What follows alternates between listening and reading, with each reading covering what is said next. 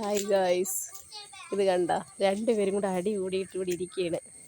ഒന്ന് സിംബ, ഒന്ന് കിങ്ങിണി. കിങ്ങിണി അതിൻ്റെ അകത്തുണ്ട്, ആ ഇലയുടെ അകത്ത് കാണുന്നുണ്ട. അതൊക്കെ എൻ്റെ പൂച്ചക്കുട്ടിയാണ്, ഒളിച്ചിരിക്കുകയാണ്.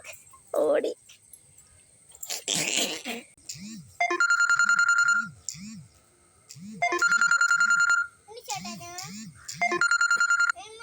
ഓ അവൻ തന്നെ എൻ്റെ കൂട്ടുകാരൻ.